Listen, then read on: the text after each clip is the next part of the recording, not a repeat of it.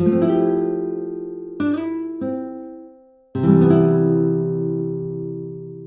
everyone, I wanted to bring you along for a nice update and just talk about the season so far and the craziness of it all. So let's start off with that. So this season has been very tough for myself, being brand new to getting back into growing flowers and just gardening in general in Arizona climate, being in between zones and not really knowing what to expect.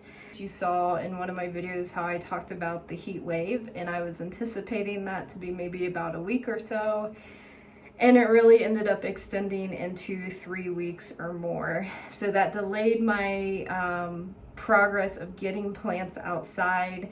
They were suffering inside, they were becoming root bound in the tiny cell planters. Some I had to transplant out just to give them space. Yeah, was definitely not expecting to see triple digits. I don't think a lot of Arizonians were expecting to see temps that high that late in the season.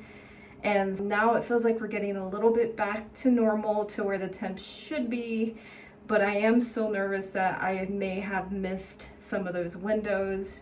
But we'll see. A lot of the things that I'm planting are cold, hardy annuals. So they are things in which you plant towards the fall winter time. They overwinter and then come up fully in the spring and are ready to be harvested much earlier than what a lot of folks back where I'm from are used to, where you put it out in the spring once frost has no chance of happening, and then they have that season through the summer.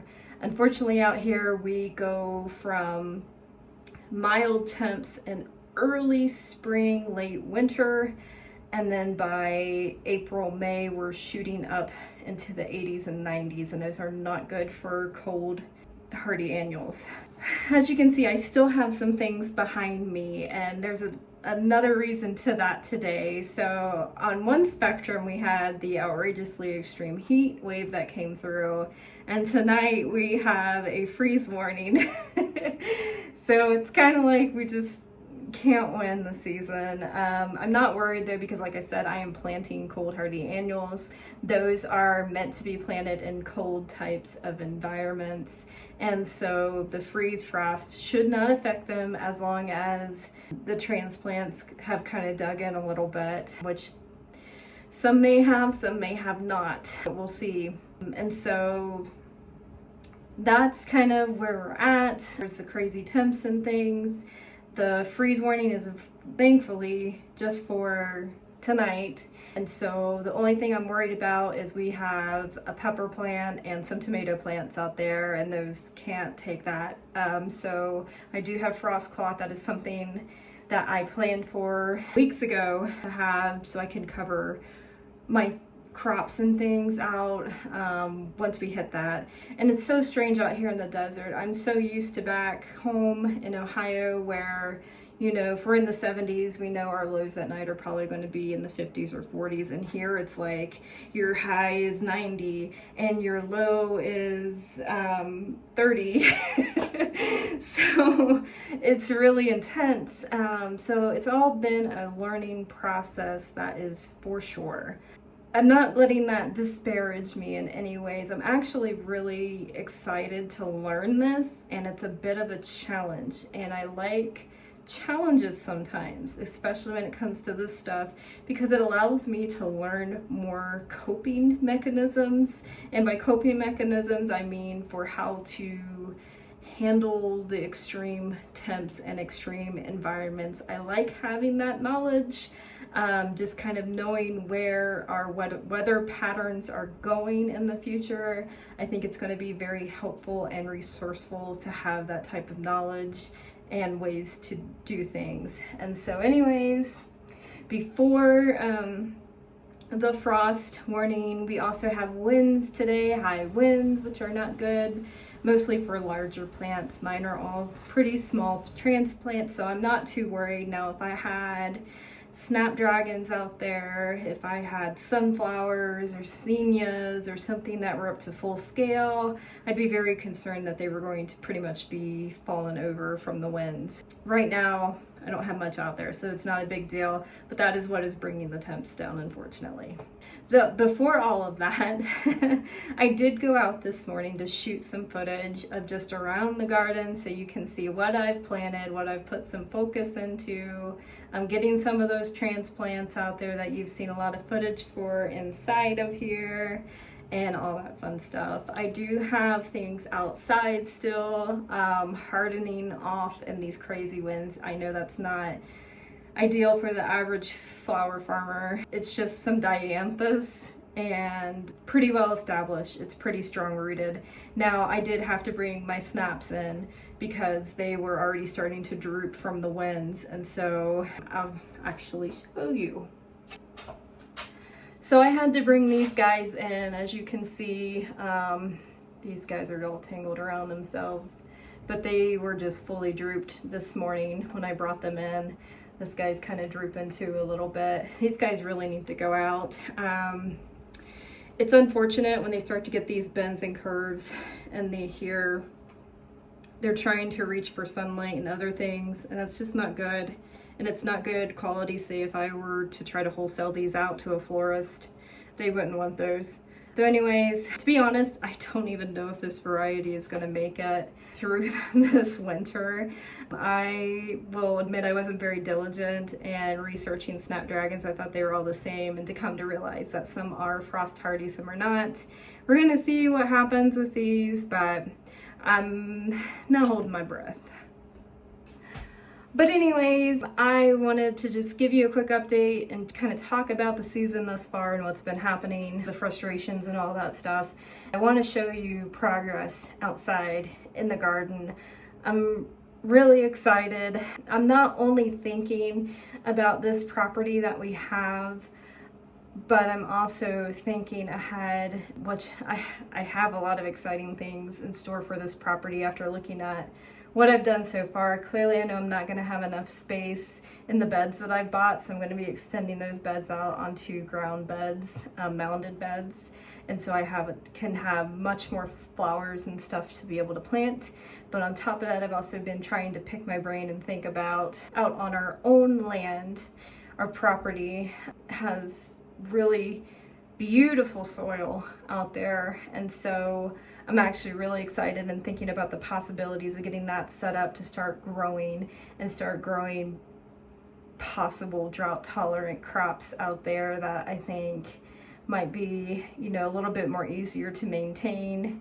So yeah, it's all exciting. I'm not disparaged by the temperatures. Paul has a saying that gets kind of annoying because he says it too much sometimes, but he says you don't learn from a good time. And it's true. I mean, if I were to go into the season and have just a wonderful, easy season and everything went perfect and nothing happened, I wouldn't learn much from that. And like I said before, I like a challenge. And so this is definitely giving me that, and I'm grateful for that. And I'm excited to see where this goes. So enjoy my flower tour. Thanks.